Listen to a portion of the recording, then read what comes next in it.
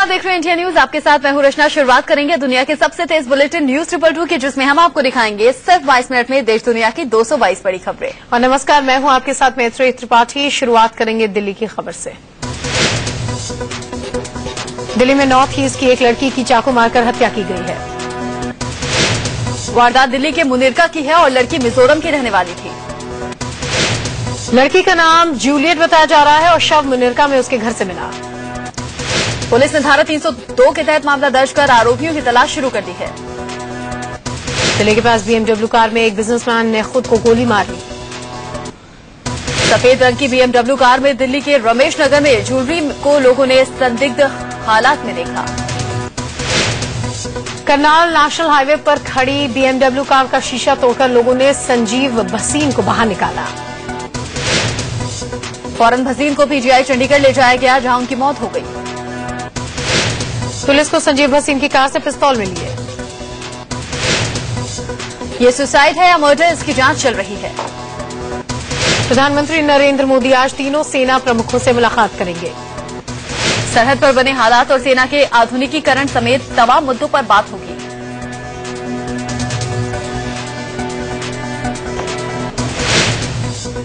पाकिस्तान के पूर्व सैनिक शासक परवेज मुशर्रफ ने कश्मीर पर भड़काऊ बयान दिया है। मुशर्रफ ने कहा कि कश्मीर के लोग भारत के खिलाफ हैं, बस उन्हें भड़काने की जरूरत है। मुशर्रफ ने धमकी देते हुए कहा कि कश्मीर में आगे और पीछे दोनों तरफ से वो भारतीय फौज से जंग कर सकते हैं। धमकाते हुए मुशर्रफ ने कहा कि भारत गलतफहमी में न रहे, फौज ही नहीं हमारे पास दूसरे। मुशर्रफ ने माना है कि पाकिस्तान कश्मीरियों को उकसाता है। अपने इस इंटरव्यू में मुशर्रफ ने पीएम नरेंद्र मोदी और भारत के खिलाफ जहर उगला। कश्मीर के बारामूला में आतंकी हमले में सेना के 3 जवान जख्मी हो गए। बारामूला कुपवाड़ा हाईवे के किनारे आईईडी लगाया गया था, सेना की गाड़ी गुजरते ही धमाका हो गया। इस आईईडी धमाके में सेना की जामर गाड़ी भी पूरी तरह से क्षतिग्रस्त हो गई। हमले में जख्मी जवानों में 2 की स्थिति गंभीर है। श्रीनगर के आर्मी हॉस्पिटल में इलाज चल रहा है। देश के कई शहरों में अलकायदा स्थानीय आतंकी गुटों से हाथ मिलाकर भारत पर हमले कर सकता है। एनएसजी के डीजी जयंत चौधरी ने हमले की आशंका जताई है। जयंत चौधरी के मुताबिक अलकायदा, इंडियन मुजाहिदीन, लश्कर और आईसिस जैसे आतंकी संगठन गठजोड़ कर हमला कर सकते हैं। डीजी जयंत चौधरी ने कहा है कि लश्कर के आतंकी गोवा, बेंगलोर और कर्नाटक को निशाना बना सकते हैं। अरुणाचल प्रदेश की सरहद पर रोड बनाने को लेकर चीन की चेतावनी का भारत ने करारा जवाब दिया है। केंद्रीय गृह मंत्री राजनाथ सिंह ने कहा कि भारत को कोई धमका नहीं सकता। राजनाथ सिंह ने यह भी कहा कि भारत प्रतिक्रिया नहीं, क्रिया करेगा। चीन ने सरहद पर रोड बनवाने को लेकर उकसाने वाली इसे कार्रवाई बताया है। दरअसल चीन के साथ लगते अरुणाचल की सीमा में रोड बनाने का प्रस्ताव है, जिससे चीन तिलमिला गया है।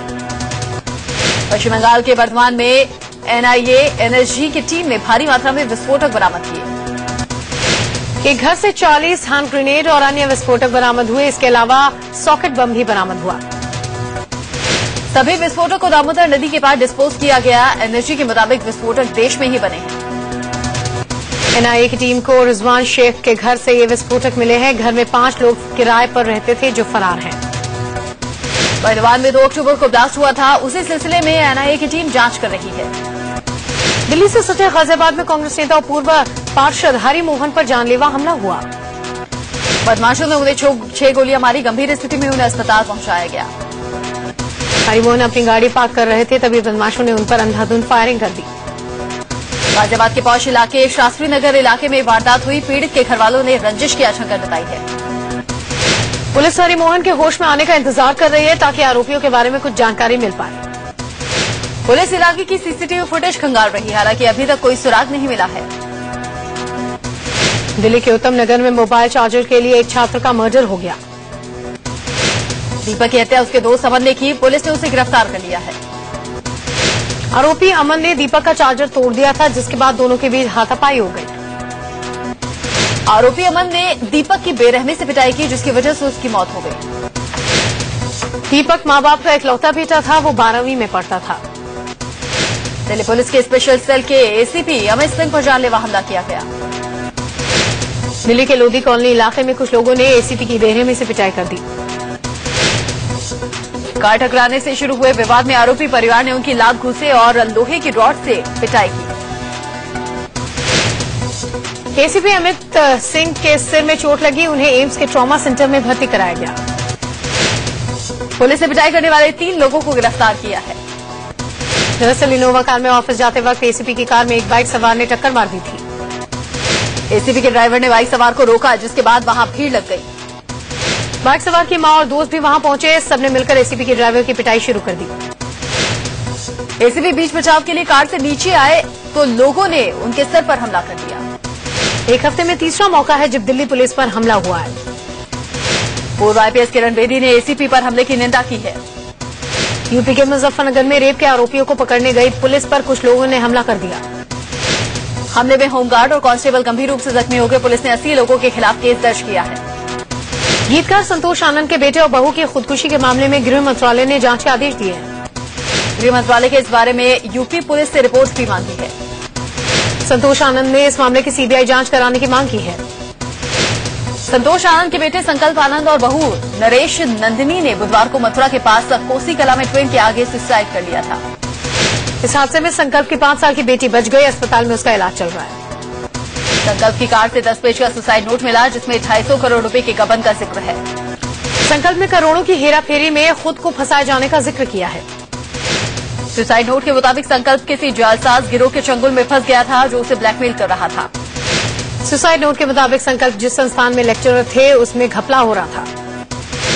संकल्प दिल्ली के Loknayak Jayaprakash Narayan national institute of criminology and forensic science में लेक्चरर थे।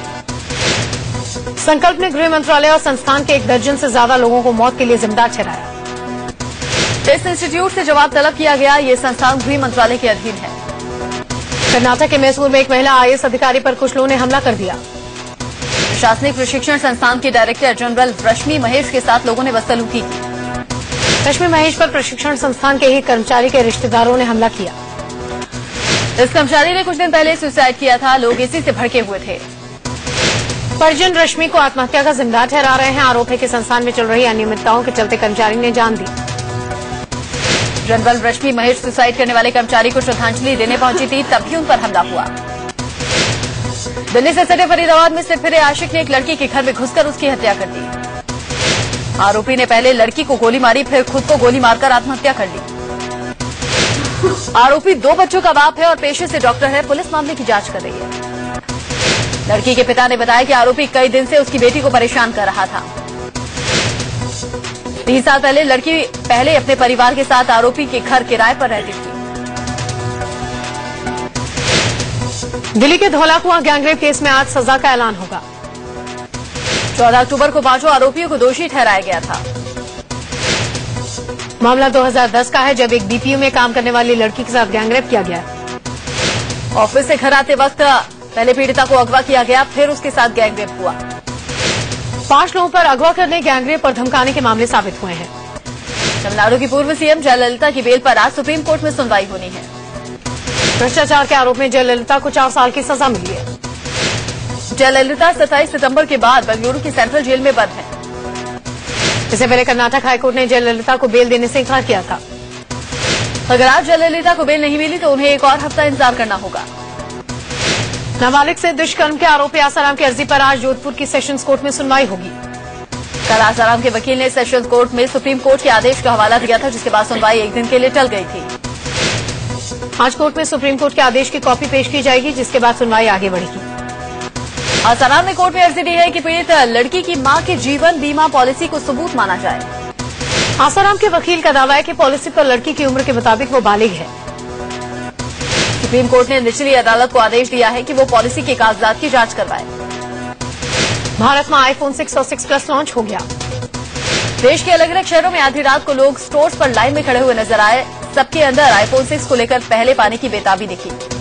मुंबई, बैंगलोर, चेन्नई और कोलकाता में देर रात तक लोग आईफोन 6 की चाहत में स्टोर्स में लाइन में खड़े नजर आए।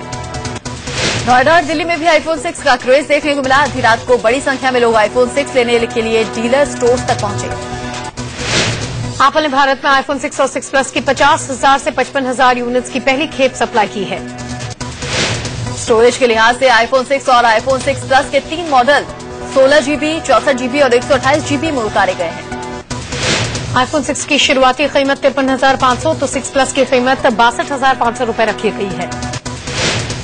आईफोन 6 के बाद एप्पल ने दुनिया का सबसे पतला टैब आईपैड एयर टैब 2 भी लॉन्च कर दिया है। कैलिफोर्निया में इसकी लॉन्चिंग हुई। आईपैड एयर 2 की मोटाई सिर्फ 6.1 मिलीमीटर और वजन 437 ग्राम है।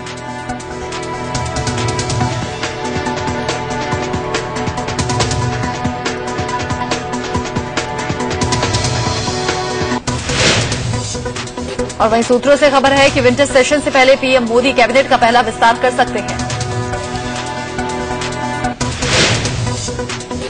रक्षा, ग्रामीण और टेलीकॉम जैसे अहम मंत्रालयों को नया मंत्री मिल सकता है।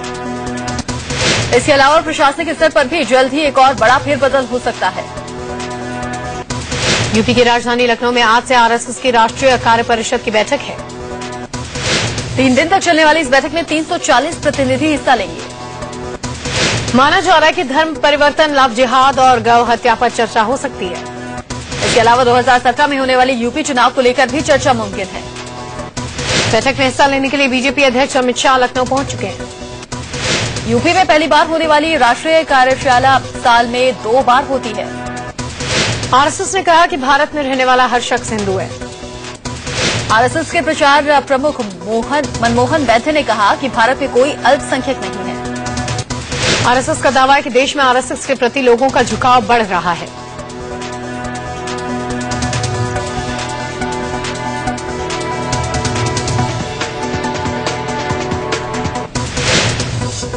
भारत रत्न सचिन तेंदुलकर ने कल दिल्ली में पीएम मोदी से मुलाकात की। आदर्श ग्राम योजना के तहत एक गांव को गोद लेने की इच्छा भी जताई। इस मुलाकात के दौरान सचिन ने प्रधानमंत्री मोदी से स्कूल कॉलेजेस में खेलों के विकास के लिए काम करने की इच्छा जताई। सचिन ने पीएम मोदी को अपनी ऑटोग्राफ वाली एक टी शर्ट भेंट की। साथ ही स्वच्छ भारत अभियान को लेकर चर्चा भी हुई। योग गुरु बाबा रामदेव स्वच्छ भारत अभियान से जुड़ गए हैं। बाबा रामदेव ने कल हरिद्वार में करीब 1000 समर्थकों के साथ गंगा नदी की सफाई की। हरिद्वार के कनखल में जेसीबी मशीन लगवाकर पूरे इलाके में साफ सफाई की गई। बाबा रामदेव ने कहा कि वो मिशन क्लीन इंडिया को आगे बढ़ाने के लिए हर हफ्ते 2 घंटे सफाई करेंगे। रामदेव ने कहा कि जब पूरा भारत साफ होगा तो देश धर्म का राज होगा। बाबा रामदेव ने हरिद्वार और ऋषिकेश को आदर्श के रूप में स्थापित करने का भी आह्वान किया। मशहूर लेखिका शोभा डे ने मुंबई में मिशन क्लीन इंडिया के तहत सड़क पर उतरकर सफाई की। केंद्रीय मंत्री नितिन गडकरी को दिल्ली में रहने के लिए घर मिल गया है। नितिन गडकरी को जो घर मिला है वो सोनिया गांधी का ऑफिस हुआ करता था। एनएसी के चेयरपर्सन के बतौर सोनिया को 2 मोतीलाल नेहरू मार्ग पर यह मकान मिला था।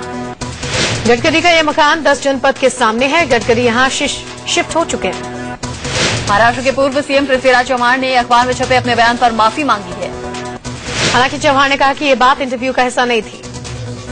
चव्हाण ने कहा था कि अगर वो भ्रष्टाचार से घिरे नेताओं को जेल भेजते तो सूबे में कांग्रेस का सफाया हो जाता। एक अंग्रेजी अखबार ने चव्हाण का इंटरव्यू छापा था जिस पर विवाद खड़ा हो गया। यूपी सरकार में मंत्री आजम खां के बैग से एयरपोर्ट पर 4 जिंदा कारतूस मिले। दिल्ली के इंदिरा गांधी इंटरनेशनल एयरपोर्ट पर ये चेकिंग के दौरान कारतूस मिले। आजम खां को उस वक्त रोका गया जब वो लखनऊ जा रहे थे। आजम ने जब लाइसेंस दिखाया तो उन्हें जाने दिया गया। यूपी के कैबिनेट मंत्री गायत्री प्रसाद के बेटे पर हेराफेरी से सरकारी जमीन कब्जाने का आरोप है। गायत्री प्रसाद के बेटे अनिल पर अमेठी तहसील की जमीन कब्जा कर उस पर अवैध निर्माण कराने का आरोप लगा है। जमीन तहसील की है, लिहाजा वकीलों ने इसका विरोध किया और मामला कोर्ट में पहुंच गया। कोर्ट ने निर्माण कार्य रोकने के लिए आदेश दिए लेकिन प्रशासन ने अब तक कोई कार्रवाई नहीं की है। दिल्ली पुलिस ने दिलशाद गार्डन से अगवा हुए प्राइवेट कंपनी के मैनेजर को ढूंढ निकाला। इस मामले में पुलिस ने 4 करोड़ की फिरौती मांगने वाले को गिरफ्तार कर लिया है। दिल्ली के शिकरपुर में बदमाशों ने बैंक में एक बुजुर्ग से 34,000 रुपए लूट लिए। ये वारदात सीसीटीवी कैमरे में कैद हो गई। गुड़गांव के सिकंदरपुर में नॉर्थ ईस्ट के रहने वाले 2 लोगों की 7 लोगों ने बुरी तरह से पिटाई कर दी। पिटाई से एक शख्स को बैकबोन इंजरी भी हो गई है।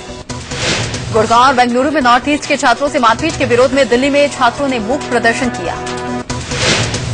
बेंगलुरु में मणिपुर छात्र पर हमले के बाद गृह मंत्री राजनाथ सिंह ने कर्नाटक सीएम से इसकी जानकारी ली। कन्नड़ ना बोल पाने के चलते बेंगलुरु में एक शख्स का मर्डर हो गया था। नोएडा में एक जूनियर स्कूल से सटे घर की दीवार गिर जाने से बच्चे की मौत हो गई। हादसे में 25 बच्चे जख्मी हो गए हैं। हादसा नोएडा के सेक्टर 49 में हुआ। क्लासरूम में पढ़ाई के दौरान ही बगल के निर्माणाधीन मकान की छत गिर गई। कई बच्चे मलबे में दब गए। स्थानीय लोगों की मदद से मलबे में दबे बच्चों को बाहर निकाला गया। घायल छात्रों को नोएडा के अस्पताल में भर्ती कराया गया। कई छात्रों को दिल्ली के अस्पताल में भर्ती करवाया गया। स्कूल में हुए इस हादसे में जख्मी हुए 3 छात्रों की स्थिति गंभीर है। पुलिस ने मकान मालिक को गिरफ्तार कर लिया। डीएम ने स्कूल प्रबंधन के खिलाफ जांच के आदेश दिए हैं। पश्चिम बंगाल के मालदा में एक बीड़ी फैक्ट्री में हुए बम धमाके में 3 लोग गंभीर रूप से जख्मी हो गए। फैक्ट्री में बीड़ी बनाने की आड़ में बम बनाए जा रहे थे। फैक्ट्री में हुआ धमाका इतना जबरदस्त था कि फैक्ट्री की छत गिर गई। फैक्ट्री में धमाका उस समय हुआ जब पुलिस की रेड के दौरान जल्दी जल्दी बम हटाए जा रहे थे। ये फैक्ट्री एक टीएमसी नेता के भाई की बताई जा रही है। यूपी के फर्रुखाबाद में शमशाबाद स्टेशन पर एक मालगाड़ी पलट गई। बताया जा रहा है कि ब्रेक फेल होने की वजह से हादसा हुआ। हादसे के चलते रेलवे को करोड़ों का नुकसान हुआ। ट्रेन में खाद लदी हुई थी। हादसे में मालगाड़ी की 12 बोगियां बुरी तरह से क्षतिग्रस्त हो गई। मध्य प्रदेश के इंदौर में तेज रफ्तार कार अनियंत्रित होकर एक इमारत के बेसमेंट में घुस गई। कार ड्राइवर नशे में था। कार की रफ्तार इतनी तेज थी कि टक्कर के बाद उसके परखच्चे उड़ गए। हादसे के बाद ड्राइवर कार छोड़कर भाग गया। कार को क्रेन की मदद से निकाला गया। बिहार के सासाराम में दबंगों ने एक लड़के को जिंदा जलाकर मार दिया।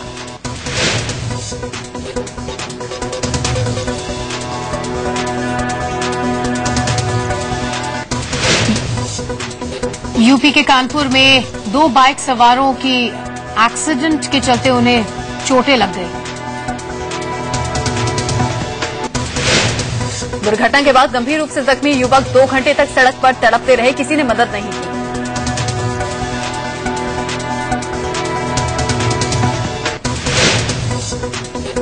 यूपी के आगरा में सड़क हादसे में 3 लोगों की मौत हो गई। मरने वालों में 2 महिलाएं और 1 बच्चा है। बच्चे के संग 2 महिलाएं टेम्पो में सवार थी। रास्ते में अज्ञात वाहन ने टेम्पो को टक्कर मार दी। बिहार के सासाराम में दबंगों ने एक लड़के को जिंदा जला दिया।